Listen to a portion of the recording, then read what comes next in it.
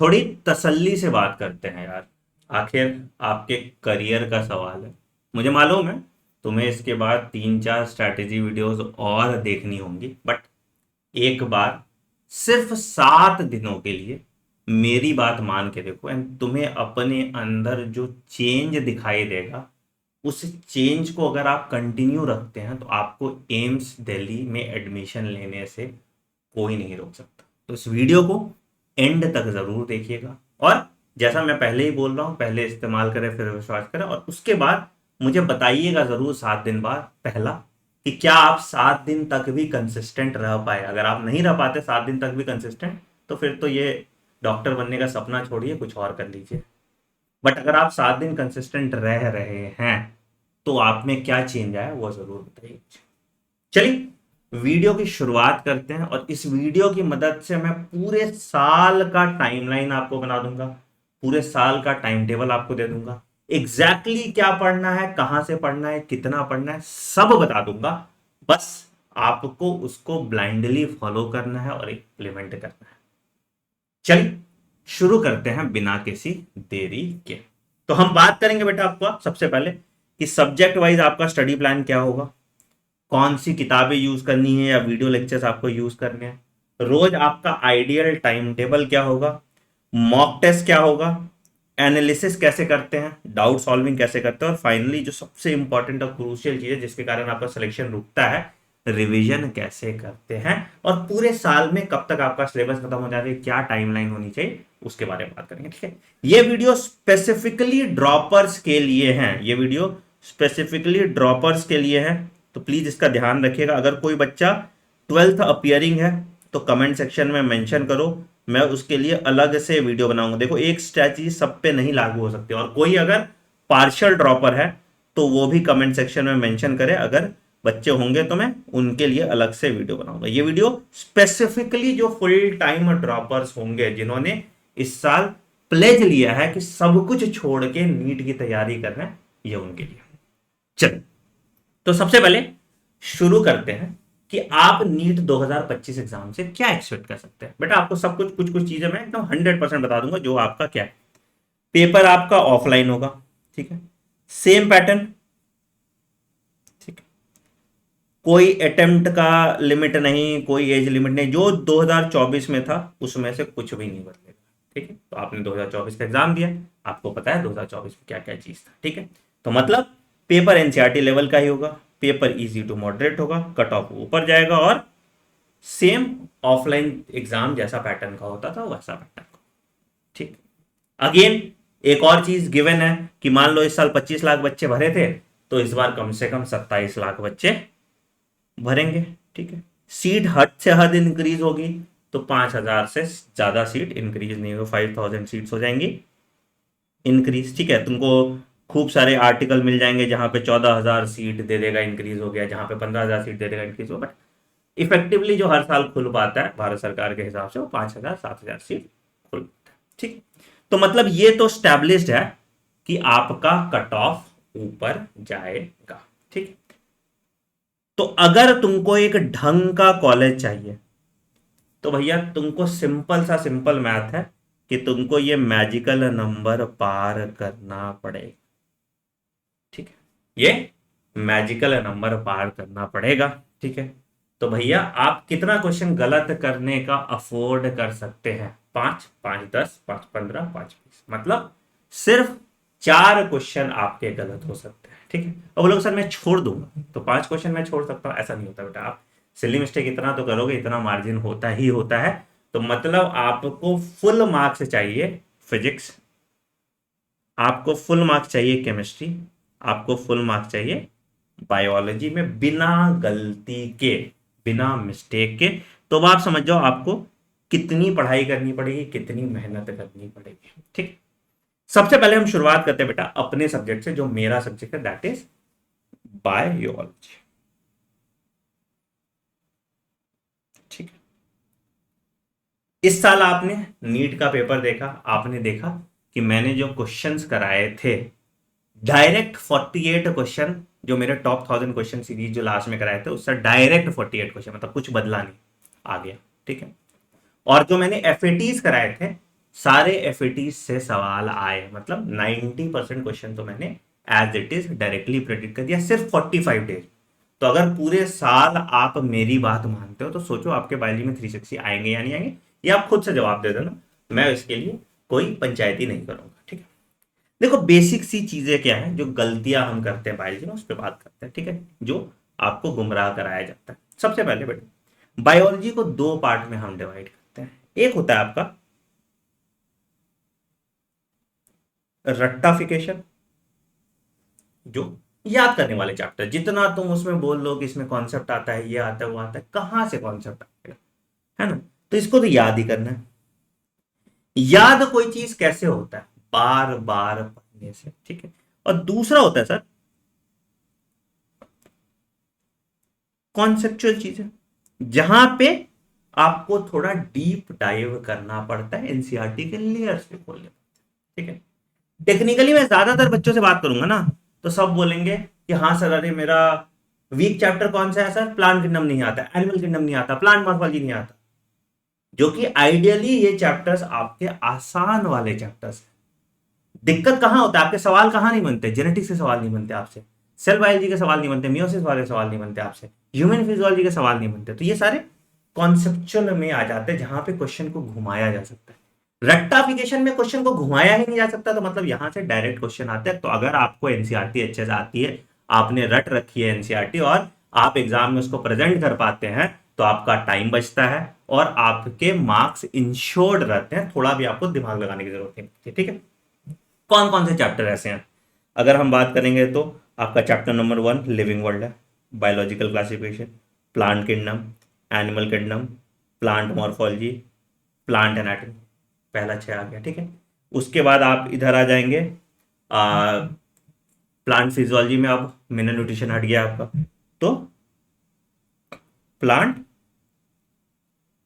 Growth and development 11th class में इतना आ गया, ठीक है। 12th क्लास में आप आएंगे तो 12th क्लास में ज्यादातर आपके कॉन्सेप्चुअल चैप्टर्स हैं।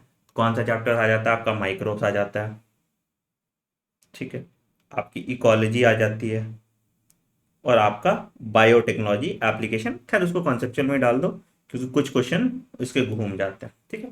तो ये आपके रट्टाफिकेशन चैप्टर्स हैं जो आपके डायरेक्ट सवाल देते हैं, ठीक है। अब इनको पढ़ने का सिंपल तरीका है, इसमें कोई दिमाग लगाने की जरूरत नहीं होती। आपको एनसीईआरटी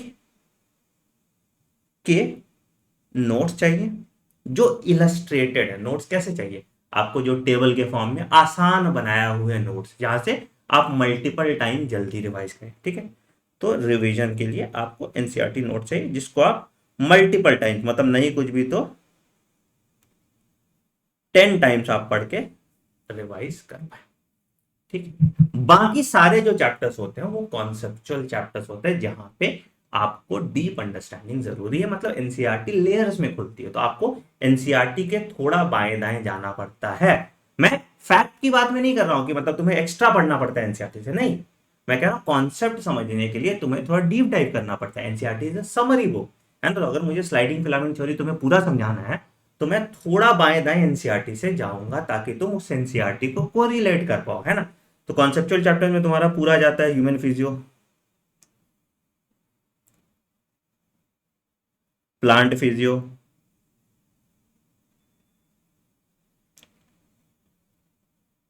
सेल बायो,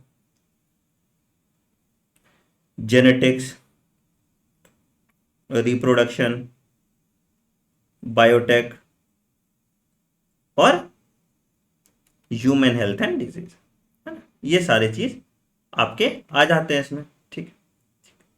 अब देखो कैसे हमें फ्लो चार्ट होता है जिसको पढ़ना है। मैंने आपको डिफरेंस बता दिया रट्टाफिकेशन वर्सेस इसका, ठीक है। अब सपोज मान लो कि मैं कॉन्सेप्चुअल चैप्टर से शुरू करता हूं, तो कॉन्सेप्चुअल चैप्टर पढ़ने के लिए आपको कोई समझाने वाला चाहिए। तुम अपने से पढ़ लोगे, अपने से पढ़ोगे तो तुमको कोई रेफरेंस बुक देखना पड़ेगा, गाइना और तुम्हारा कैम्बेल देखना पड़ेगा, कोई फॉरेन राइटर का रेफरेंस बुक देखना, और इंडियन राइटर से कोई ऐसी किताब है नहीं जिससे तुम पढ़ के समझ पाओ। और वो जमाना भी चला गया ना, तुम्हारा अटेंशन स्पैन है, तो तुमको फ्रीली अवेलेबल लेक्चर्स मिल जाते हैं, ठीक है, या कोई कोर्स आपको मिल जाता है, ठीक है। बट कुछ कुछ चीज आपको ध्यान में रखना है। आप जो लेक्चर पढ़ रहे हैं वो एनसीईआरटी के सिंक में होना चाहिए। मतलब एनसीईआरटी की टोपोलॉजी फॉलो कर रहा है, एनसीईआरटी से बहुत ज्यादा बाएं दाएं नहीं जा रहा। तो मेरा भी ह्यूमन रिप्रोडक्शन का लेक्चर अभी अपलोड है, वो देखना, तुम्हें समझ में आएगा। एनसीईआरटी के सिंक में आपके लेक्चर्स होने चाहिए, ठीक है। तो आपने सपोज एनसीईआरटी के सिंक में एक लेक्चर किया, मतलब जैसे मान लो रिप्रोडक्शन की बात करते हैं, मेल रिप्रोडक्टिव सिस्टम एक टॉपिक है, आपने उस टॉपिक को पढ़ा, ठीक। स्टेप नंबर 1 हो गया, आपने लेक्चर किया, लेक्चर के अपने नोट्स बनाए, या अगर आपके पास पुराने नोट्स है तो नोट्स का टाइम बचा लिया, ये आपकी मर्जी है, ठीक। ये पहला चीज आपने किया। लेक्चर में क्या ध्यान रखना है, it should be in sync with NCERT. और बाएं दाएं आप जा रहे हो तो 10% आगे पीछे जा रहे हो, अनाप शनाप फालतू जानकारी नहीं। जैसे मान लो कि एग में हम पढ़ रहे हैं, ओवम में पढ़ रहे हैं, तो टाइप्स ऑफ एग, आइसोलेसिकल, एलेसिकल, ये सब अगर कोई पढ़ा रहा है तो आपको वहां से लेक्चर नहीं करना, ठीक। अच्छा, इसके बाद आप उस टॉपिक का एनसीईआरटी रिव्यू कीजिए। अब या तो ये आपका टीचर ही करा दे कि एक एक लाइन आपका एनसीईआरटी पढ़ा दे, ठीक है, या आप खुद से वो एनसीईआरटी रिव्यू कर लीजिए, ठीक। इसके बाद आप, खटखट की आवाज में टॉबी आ गया था, खैर, हाँ, एनसीईआरटी रिव्यू कीजिए, ठीक। इसके बाद या तो आप खुद से कर लीजिए या आपका टीचर करा दे आपको एनसीईआरटी रिव्यू। और उस एनसीईआरटी रिव्यू के बेसिस पे आप एक 1 पेज का कॉन्सेप्ट मैप बना लीजिए। मैं तुम्हें दिखाता हूं 1 पेज का कॉन्सेप्ट मैप, ऐसा कुछ मैंने देखो मैप बनाया था, ये ऐसा कॉन्सेप्ट मैप के मेल रिप्रेजेंटेशन का पूरा कॉन्सेप्ट मैप 1 पेज का बना दो। इसमें डायग्राम ऐड कर दो तो और अच्छी बात है, ठीक है। तो अब से मैं जो अभी बनाऊंगा माइंड मैप्स, तो उसमें डायग्राम भी ऐड कर दूंगा, ठीक है। तो NCERT review plus concept map आपने साथ के साथ बना लिया, ठीक। अब ये जो एनसीईआरटी रिव्यू और कॉन्सेप्ट मैप आप पढ़ते हो ना, ये इफेक्टिवली आपका फर्स्ट रिवीजन होता है, ये इफेक्टिवली आपका फर्स्ट रिवीजन, ठीक है, ठीक सर। अच्छा, इसके बाद सर आप क्या करेंगे, इसके बाद आप उस पर्टिकुलर सब टॉपिक का पीवाईक्यू करेंगे, और उसके बाद आप उस पर्टिकुलर सब टॉपिक का एनसीईआरटी बेस्ड क्वेश्चन करेंगे। कोई भी क्वेश्चन बैंक उठाइए और आप ये करते हैं, ठीक। पीवाईक्यू के हिसाब से आप क्या होगा कि आप देखेंगे क्या ये एफएटी है या नहीं। अगर एफएटी है मतलब फ्रीक्वेंटली आज टॉपिक्स में आता है, तो आप इसको मार्क कर देंगे एज एफएटी। नहीं आता तो आप उसको छोड़ देंगे, ठीक है। और एनसीईआरटी बेस्ड क्वेश्चन और पीवाईक्यू में जहां भी आपको डाउट हो रहा है या जहां भी आपको लग रहा है आप अटक रहे हो, इन सब को एक नोटबुक में रखो, जिसको हम कहते हैं मिस्टेक नोट, ठीक। यहां पे जो आप स्टेप 2 टू स्टेप 5 कर रहे हो ना, यही स्टेप 2 टू स्टेप 5 ना तुम्हारा रिवीजन मॉड्यूल बनाता है, कि तुमको बाद में फिर हम जो 45 दिन में रिवीजन करा पाते हैं, इसी कारण से करा पाते हैं क्योंकि मैंने ये आपके लिए बना के रखा हुआ है, तो मुझे पता होता है पेपर एग्जैक्टली कहां से आएगा। बट ये अगर आप खुद से बना लेंगे तो नथिंग लाइक इट, ठीक है सर। आपने यहां तक काम कर लिया, ठीक है। अब आपको पूरा चैप्टर कंप्लीट कर लिया, इसी तरह से टॉपिक वाइज पढ़ करके आपने पूरा चैप्टर कंप्लीट कर लिया। अब आप देंगे इसका चैप्टर वाइज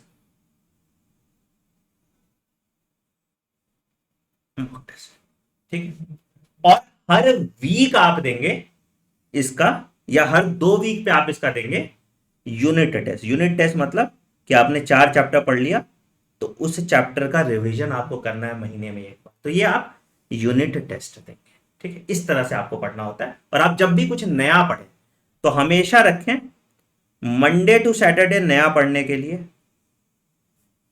ठीक है, और संडे को आप टेस्ट और रिवीजन के लिए रखें। मैं आपको पूरा भी शेड्यूल बताऊंगा, तो आप वो शेड्यूल भी फॉलो कर सकते हैं। ऐसे करके बेटा आपको चैप्टर वाइज मॉक टेस्ट देते देते आपको अपना पूरा सिलेबस कंप्लीट करना है टिल 15 नवंबर। हद से अगर हद हो रहा है तो ये तुम 15 दिसंबर तक कर लो। अगर तुम थोड़ा स्लो हो तो लेट ज्वाइन कर रहे हो तो 15 दिसंबर तक कर लो, ठीक है। यहां तक अगर आपने कर लिया तो आपके बायोलॉजी के 320 नंबर इंश्योर हो। अब आते हैं मुद्दे की बात पे जो एक्चुअल आपका रिवीजन बढ़ाएगा। ठीक है, अब आपको क्या करना है, दिसंबर के बाद आप स्टार्ट करेंगे रिवीजन। ठीक है, तो रिवीजन कैसे करेंगे सर? रिवीजन आप शुरू करेंगे पहले एनसीईआरटी बेस्ड मेरी एनसीईआरटी वर्कबुक से। ठीक है, ये सब मिल जाएगा आपको दिसंबर के टाइम पे, अभी जरूरत नहीं है इसकी। ठीक है, मैं एनसीईआरटी वर्कबुक आपको दे दूंगा जिसमें NCERT fill in the blanks types of question के हिसाब से कराया। और उसके बाद फिर आप करेंगे फुल सिलेबस मॉक टेस्ट। ठीक है, कितने फुल सिलेबस मॉक टेस्ट देंगे आप? देंगे नहीं कुछ भी तो 5,000 क्वेश्चन का कम से कम, मतलब 10,000 कर लो तो बहुत अच्छी बात है। तो अगर आप 5,000 फुल सिलेबस तो करिए कीजिए, फुल सिलेबस क्वेश्चन मैं तुमको चुने हुए हर तरह के क्वेश्चन जरूर दूंगा। ठीक है, तो मतलब टेक्निकली तुम्हारा 50 मॉक टेस्ट हो गया फुल सिलेबस। ठीक है, ये आपको करना है और इसके बेसिस पे रिवर्स इंजीनियर करके आपको अपने मिस्टेक नोटबुक में चीजें लिखनी है और रिवाइज करना है। एनसीईआरटी बार बार पढ़ने से किसी का भला नहीं हुआ। अगर आप इस तरह से सिंक में जाते हैं तो आपका टाइम बचता है और वो टाइम आप फिजिक्स केमिस्ट्री को दे सकते हो। हम बायो घिसते रह जाते हैं, वो घिसना नहीं है। ठीक है, पूरा ये सब तामझाम तुम कर लोगे ना तो भी तुम्हारा पूरे बायो में दिया हुआ टाइम 400 घंटे से ज्यादा नहीं एक्सीड करेगा, ये लिख के ले लो। टोटल टाइम जो है आपका सब कुछ मिला लोगे तो 400 आवर से ज्यादा नहीं होगा। ठीक है, तो ये तुम्हारा बायोलॉजी का है। और अगर इसके बाद तुम्हारे 360 नंबर नहीं आए तो मेरा नाम बदल दे। अब बोलोगे सर 360 नंबर क्यों नहीं आएंगे, मतलब सिली मिस्टेक भी तो हो सकता है। तो बेटा इतने क्वेश्चन करने के बाद तुम सिली मिस्टेक नहीं करोगे, नॉर्मल सर्कमस्टांसेस में तुम्हारे 360 नंबर आएंगे। और अगर कोई कंट्रोवर्शियल क्वेश्चन होता है तो भी उसका बोनस आएगा, तुम्हारे बायोलॉजी में 360 मार्क्स गारंटीड होंगे। अगर इस तरह से तुम बायोलॉजी मुझसे पढ़ना चाहते हो, इनफैक्ट पूरा कोर्स कंप्लीट करना चाहते हो, तो मेरा एक बैच है, मैंने आपको बताया था बेटा, इसका नाम था सुपर 100 बैच। ठीक है, आप मेरे वेबसाइट पे जाओगे AnandMani.in ANANDMANI.in या डॉक्टर आनंद मनी। 15 तारीख से बैच स्टार्ट है। पहला क्लास मैंने ऑलरेडी यूट्यूब पे ही डाला है, वो आप देखोगे तो तुम्हें समझ में आ जाएगा क्या है। ठीक है, 5,000 रुपए का बैच है जिसमें फिजिक्स केमिस्ट्री बायोलॉजी देखो आपको पढ़ाया जाएगा। रोज 2 सब्जेक्ट पढ़ाया जाता है। एक क्लास आपकी 3 से 4:30 होती है, दूसरी क्लास आपकी 5 से 6:30 होती है। उसके बाद आपको डीपीपी दिया जाता है, डीपीपी का वीडियो सॉल्यूशन दिया जाता है। फिर आपका डाउट सेल है जहां पे आप डाउट पूछ सकते हैं। हर संडे आपका टेस्ट होता है और टेस्ट में बाद आपको एनालिसिस रिपोर्ट के साथ मेंटरशिप दी जाती है कि आपको ये करना है अगले टेस्ट में। ठीक है, इसमें बस एक रूल है कि अगर तुम 2 कॉन्जिक्यूटिव टेस्ट मिस करते हो तो तुम्हारे बैच का एक्सेस हटा दिया जाएगा और तुम्हारे पैसे भी नहीं लौटाए जाएंगे। तो अगर सिंसियर हो तभी सुपर 100 बैच में ज्वाइन करना। 4999 का बैच है। आई थिंक अब मेरे 5 बैचेस होने वाले हैं सुपर 100 के, मतलब 100 बच्चों के। 3 बैच ऑलरेडी फिल्ड है, 2 बैच पड़ा हुआ है। आप जितना जल्दी इनरोल करेंगे उतना अच्छा है। क्लास आपका 15 से स्टार्ट हो रहा है। ठीक है, ये मैंने बता दिया। इसमें बायोलॉजी वैसे पढ़ाई जाएगी, आगे मैं फिजिक्स केमिस्ट्री का ही आपको बता रहा हूँ कैसे पढ़ाई। ठीक है, अगर आपको पीवाईक्यू और एनसीईआरटी बेस्ड क्वेश्चन के लिए कोई किताब चाहिए तो आप मेरे वेबसाइट पे जा सकते हैं fundabox.in। यहां पे आपको 30 ईयर पीवाईक्यू और नीट और फिजिक्स केमिस्ट्री और बायो का क्वेश्चन बैंक मिल जाएगा, जहां पे आपको मैंने बताया टॉपिक वाइज क्वेश्चन जितने तरह के पॉसिबल क्वेश्चन है, statement based, assertion reason, fill in the blank, match the following, diagram based, सब तरह के क्वेश्चन देखने को मिल जाएंगे। तो इन दोनों किताब की मदद से आपकी पूरी प्रैक्टिस कंप्लीट हो जाएगी। ठीक है सर, ये हो गई बायोलॉजी की बात। ठीक, थोड़ा लंबा खींच गया बट जरूरी था आपको बताना। अब बात करते हैं सर फिजिक्स की। अब देखो फिजिक्स में क्या है ना, फिजिक्स सब्जेक्ट से ज्यादा ना फोबिया बन के रह गया। ठीक है, तो कैसे आपका फिजिक्स फिक्स होगा? सबसे पहले तुमको मैथ्स का फोबिया हटाना पड़ेगा। तो मेरा जो रिकमेंडेशन होगा ना बेटा, पहला 1 सप्ताह, अभी जो 1 वीक का मैंने तुम्हें टाइम बोला, इस 1 सप्ताह बेसिक मैथ्स पढ़िए। दुनिया भर के यूट्यूब वीडियोस हैं जहां पे आप ये बेसिक मैथ्स पढ़ सकते हो और उसको प्रैक्टिस कर सकते हो। ठीक है, उसके बाद आप इजी चैप्टर से स्टार्ट कीजिए। उसके बाद आप 11th पे देखोगे ना, बड़ा आसान आसान चैप्टर है। काइनेमेटिक्स है, ठीक है, मोशन इन स्ट्रेट लाइन, फिर प्लेन, फिर लॉज ऑफ मोशन, वर्क और एनर्जी, है ना। ऐसे सीधे सीधे आपके मैकेनिक्स तक आते हैं, जहां तक आपको कोई दिक्कत नहीं होगा। अटकेगी गाड़ी आपके रोटेशनल पे, रोटेशनल में आने के बाद आपका थोड़ा बुखार छूटता है, ठीक है। एक्चुअली रोटेशनल तक आने तक इसलिए भी बुखार छूटता है ना, क्योंकि ज्यादातर बच्चे यहाँ तक के बाद गिव अप कर देते हैं, तो इसीलिए ऐसा कोई बहुत टफ नहीं है रोटेशनल। अगर तुमको एकदम कोई ऐसा टीचर मिल जाए जो बिल्कुल बेसिक से पढ़ा रहा है, तुमको उस तरह का टाइम चाहिए, तुमको 2+2=1 चाहिए, तो एकदम बेसिक से पढ़ाए, ठीक है, और ज्यादा नहीं पढ़ाए, ठीक है। हम बड़ा आसानी से बोल देते हैं कि मेरे बैच से पढ़ाया हुआ पेपर आया था। भाई तुम अगर 20,000 सवाल करा दोगे अपने बैच में तो पेपर तो वहीं से आएगा ना, बट तुम्हें तो सिर्फ फिजिक्स पढ़ाना है। यहाँ पे फिजिक्स, केमिस्ट्री, बायोलॉजी सब पढ़ना है बच्चे को, तो बच्चे के हिसाब से सोचना पड़ता है। तो हम जो बेटा अपना बैच का जो मॉड्यूल बनाते हैं फिजिक्स का, ये अप्रोक्सीमेटली 250 आवर्स का होता है, जहां पे तसल्ली से, ऐसा नहीं कोई हड़बड़ी से तुमको पढ़ाया जाएगा, तसल्ली से 250 घंटे में तुमको पढ़ाया जाएगा, और पकड़ लो और 300 घंटे का तुम्हारा प्रैक्टिस, आवर्स का प्रैक्टिस। तो मतलब टेक्निकली 550 घंटे में तुम्हारा पूरा फिजिक्स कंप्लीट होता है, ठीक। आराम से फिजिक्स की में बस यही है कि क्लास स्किप करोगे और प्रैक्टिस से भागोगे तो दिक्कत हो। फिजिक्स में सिंपल सा प्रोसेस होता है कि आपने लेक्चर लगाए, ठीक है। अब फिजिक्स में जरूरी नहीं है कि लेक्चर एनसीईआरटी के सिंक में ही हो, एनसीईआरटी लास्ट में आप पढ़ते, पहले आपने लेक्चर लगाए, उसके बाद एनसीईआरटी के कुछ चीज आपको ध्यान रखने पड़ते हैं, एनसीईआरटी के एग्जाम्पल्स करने होते हैं, उसके बाद इंटेक्स क्वेश्चन पढ़ने पड़ते हैं, और उसमें इलस्ट्रेशन से जितने हैं वो इलस्ट्रेशन, मतलब कितने तरह के सवाल हो सकते हैं, ये क्लास में आपको करना चाहिए। This is a part of your class. इसमें थ्योरी पढ़ने से नहीं होता, जितने तरह के इलस्ट्रेशन के मतलब ऐसा ऐसा सवाल बन सकता है, ऐसा होना चाहिए। अब इस इलस्ट्रेशन के बेसिस पे तुमको सेल्फ प्रैक्टिस के लिए क्वेश्चन मिलना चाहिए। तो टॉपिक वाइज सेल्फ प्रैक्टिस आपके होने चाहिए, और अगर आप प्रैक्टिस में कहीं अटक रहे हो तो फिर से इस इलस्ट्रेशन को देखो या डाउट टीचर से पूछो। गलत कॉन्सेप्ट अगर फिजिक्स में हो गया तो जिंदगी भर पछताओगे, और कॉन्सेप्ट सही है तो फिजिक्स से आसान कोई सब्जेक्ट नहीं लगेगा। तो पहला जो स्टेप है तुम्हारा वो है कि सर मैं क्वेश्चन सॉल्व करने लगूं, ठीक। दूसरा जो है स्टेप मेरा कि सर मैं एक्यूरेसी से सॉल्व कर रहा हूं, और फिर स्टेप आएगा तुम्हारा कि सर मैंने अपनी स्पीड भी बढ़ा ली। यही तीन चीज यहां पे काम करता है। क्वेश्चन सॉल्विंग एबिलिटी कि सॉल्व तो कर पा रहे हो, अभी तो तुम फिजिक्स का क्वेश्चन अटेम्प्ट नहीं कर पा रहे, दूसरा एक्यूरेसी, और तीसरा स्पीड, ठीक है। फिजिक्स का सिलेबस थोड़ा खिंचता है, तो फिजिक्स मान लो कि आपका धीरे धीरे भी चलेगा, तो भी 10 दिसंबर तक हम अपने बैचेस में फिजिक्स खत्म कर लेंगे। आप भी इसी तरह से फिजिक्स को दिसंबर तक खत्म कीजिए। फिर अगेन सेम चीज है कि आपने टॉपिक वाइज क्वेश्चन किया, फिर आपने चैप्टर वाइज टेस्ट दिया, ठीक है। फिर आपने पीवाईक्यू किया, पीवाईक्यू बड़ा इंपॉर्टेंट होता है, ठीक है। फिर आपने एग्जाम्पलर किया,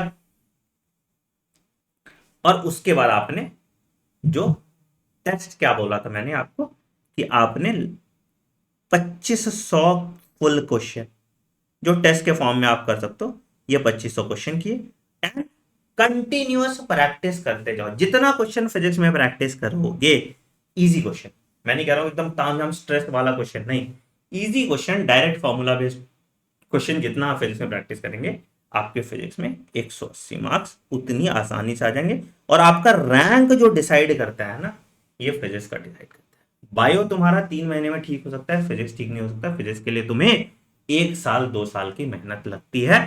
तो इस साल का सबसे ज्यादा टाइम, मतलब तुम ऐसा कर सकते हो कि अपना 40% टाइम तुम फिजिक्स में दो, ठीक है, 35% टाइम तुम केमिस्ट्री में दो, और फिर उसके बाद सिर्फ 25% टाइम तुम अपना बायोलॉजी में दो। यही तुम्हारा डिस्ट्रीब्यूशन होना चाहिए। तो मतलब फिजिक्स को सरताज बनाइए और फिजिक्स को स्ट्रॉन्ग।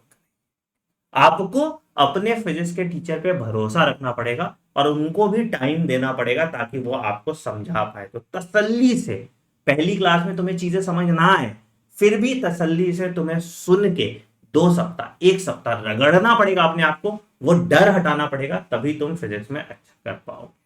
तो ये तुम्हारा पूरा फिजिक्स का प्लान है। केमिस्ट्री में भी मोर और लेस सेम प्लान चलता है। केमिस्ट्री का सिलेबस बहुत ज़्यादा रिड्यूस हो गया है, तो केमिस्ट्री में अगेन क्या होता है कि बहुत चांसेस हो गए हैं कट ऑफ बढ़ जाने के, क्योंकि आपको बहुत कम सिलेबस है केमिस्ट्री में। ठीक है, तो केमिस्ट्री में भी तीन कंपोनेंट है, एक फिजिकल है जिसको आपको फिजिक्स की तरह पढ़ना पड़ता है, और दूसरा ऑर्गेनिक और इनऑर्गेनिक है जिसको आपको बायोलॉजी की तरह पढ़ना पड़ता है। ठीक है, तो यहां पे जो ऑर्गेनिक और इनऑर्गेनिक है इसको स्ट्रिक्टली एनसीईआरटी के बेस हम करते हैं। ठीक है, इनऑर्गेनिक में तो क्या ही तुम्हारे रट्टाफिकेशन की तरह हो जाता है, और ऑर्गेनिक में तुमको थोड़ी मेहनत करनी पड़ती है। अब बहुत लोग पहले सजेस्ट करते हैं पहले फिजिकल कर लेते हैं फिर ऑर्गेनिक कर लेते हैं फिर ऑर्गेनिक करते हैं। पॉइंट नहीं है बेटा, मतलब ये जेई वाले करते थे तो ठीक था। आपकी वैसी फिजिकल आती भी नहीं और आपको 36 टीचर से पढ़ने की जरूरत नहीं पड़ती। एक टीचर आपको फिजिकल भी पढ़ा सकता है, ऑर्गेनिक भी पढ़ा सकता है, इनऑर्गेनिक भी पढ़ा सकता है। तो सिंपल है, यहाँ भी आप अपना लेक्चर लगाओ, एनसीईआरटी रिव्यू करो,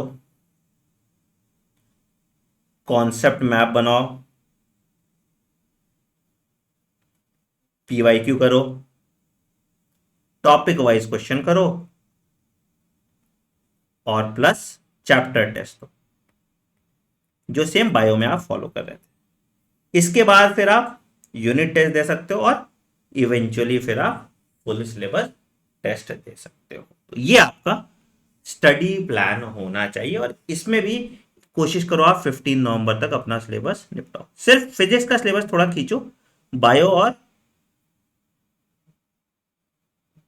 केमिस्ट्री आप जल्दी निपटा सकते हैं। देखो जितना जल्दी सिलेबस निपटाओगे उतना ज्यादा टाइम रिवीजन के मिलेगा और उतना भीड़ से आप आगे रहोगे। जब लोग 6 मंथ स्टडी प्लान देख रहे होंगे पढ़ने के लिए, तब आप रिवीजन मोड पे होगे और आपके 600 नंबर ऑलरेडी आ रहे होंगे। राइट, ठीक, यहां तक कोई दिक्कत? हमने इंडिविजुअल स्टडी प्लान देख लिया और रिसोर्सेज देख लिया। ठीक है, अब आते हैं बुक्स एंड रिसोर्सेज की, तुम्हें क्या जरूरत है, क्या क्या किताबें चाहिए।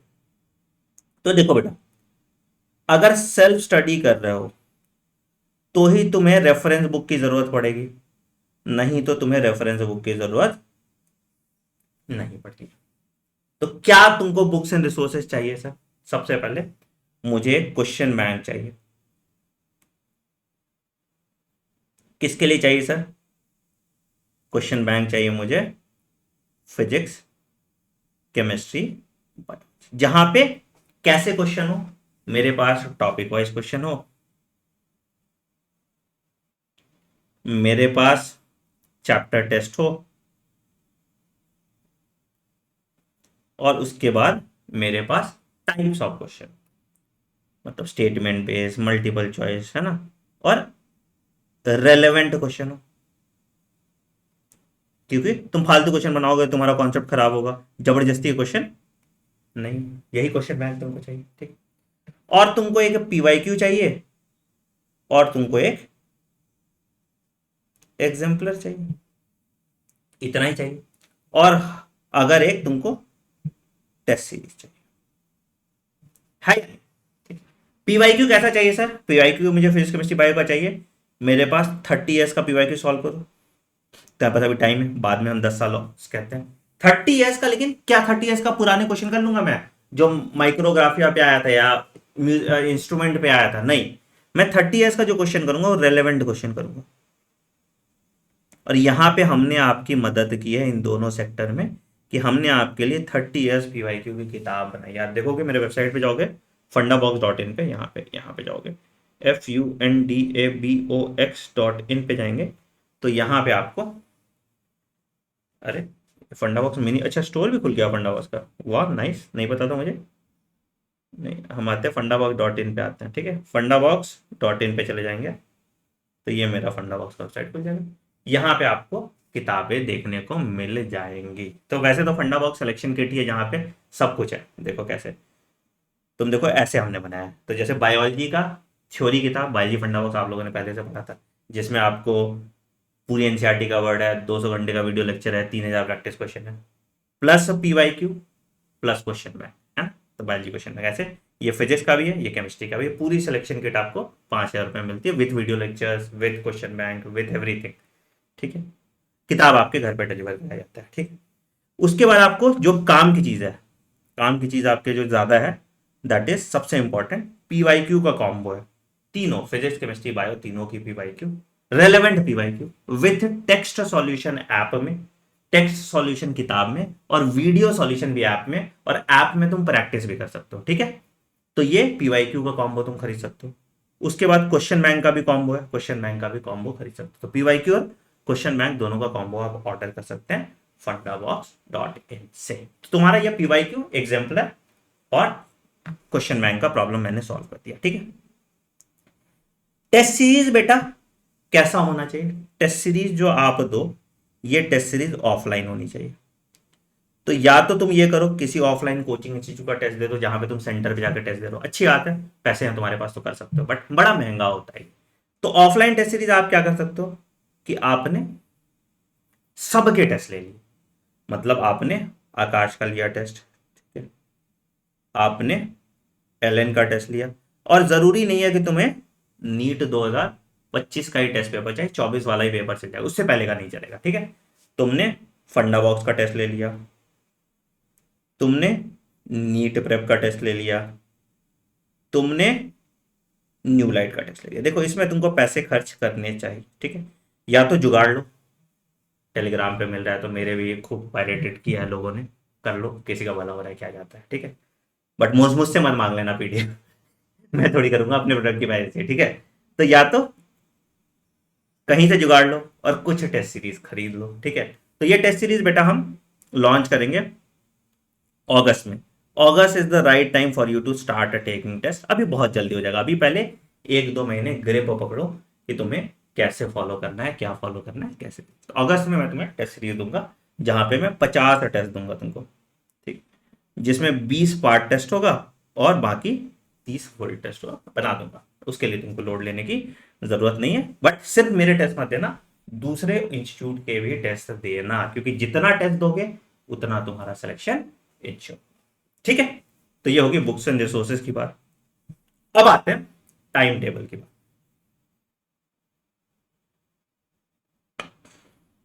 देखो अब कितने बजे पार्टी करना है, कितने बजे सो के उठना है, कितने बजे हगना बुनना है, इस सब पे बात हम नहीं करेंगे। हम बात करेंगे तुम्हारा टाइम डिस्ट्रीब्यूशन कैसे होना चाहिए। ठीक है, पहला स्लॉट जो होगा तुम्हारा दैट इज, अगर मान लो तुम जून से स्टार्ट करो पढ़ना, तो जून टू नवंबर का, ठीक, तो क्या होगा सर? पहला 2 सब्जेक्ट पढ़ ले, 2 आवर्स का lecture, 2 hours lecture each and 2 subject per day, इससे ज्यादा मत करना। ठीक है, ठीक है सर, आपने 4 घंटे का हिसाब किताब कर लिया, यहां 4 घंटे हो गया। ठीक, अब इसके बाद दूसरा स्लॉट जो होगा आपका 2 आवर्स प्रैक्टिस, मतलब 1-1 घंटे का क्वेश्चन प्रैक्टिस का स्लॉट आप ले लीजिए। अगर फिजिक्स पढ़े तो फिजिक्स में 1.5 घंटा दे दो, बायो में 30 मिनट दे दो। ठीक है, तो 2 आवर्स प्रैक्टिस होगा, एंड उसके बाद 2 आवर्स का आपका रिवीजन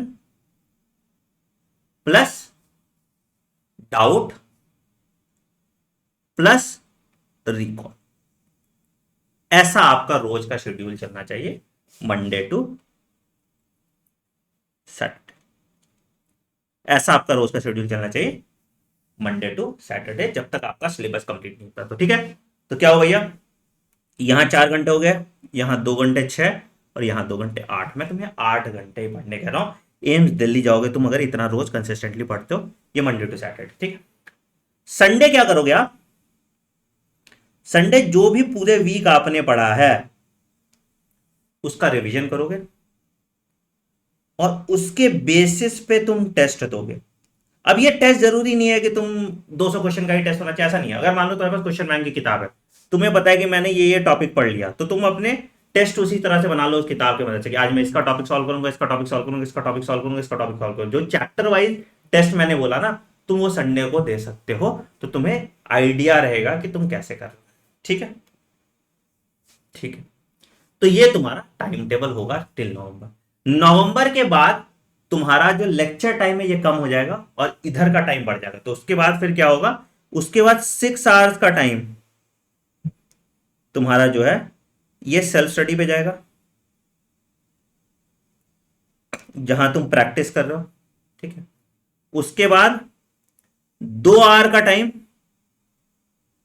तुम्हारा लेक्चर में जाएगा, जहां पे तुम सिर्फ उन स्पेसिफिक टॉपिक को देख रहे हो जहां तुमको डाउट है, ठीक है। और उसके बाद तुम्हारा 1 घंटे का टाइम जो भी तुम पढ़ रहे हो उसके एनालिसिस में जाएगा, कहां गलती कर रहे हो, ठीक है। और 1 घंटे का टाइम तुम्हारा फिर रिकॉल में जाएगा। तो टेक्निकली तुम 8 घंटे पढ़ रहे हो, ठीक है। सिर्फ 2 घंटे तुम लेक्चर या टीचर को दे दो, मतलब पूरा टाइम आपको खुद पे देना है। और यहां से फिर नवंबर के बाद से तुमको 2 टेस्ट पर वीक देना है, आपको 2 टेस्ट पर वीक आपको देना है टिल योर नीट 2025 एग्जाम, ठीक है। तो इस तरह से आपको पूरा अपना प्लानिंग करना है टाइम टेबल का। तो मैंने आपको पूरा end to end time table बता दिया, ठीक है। अब आते हैं रिवीजन आपको कैसे करनी होती है सर। तो रिवीजन के लिए आपने जो कंटेंट बनाया, क्या बनाया सर, आपने अपने नोट्स बनाया, ठीक है। आपने कॉन्सेप्ट मैप बनाया, ठीक है।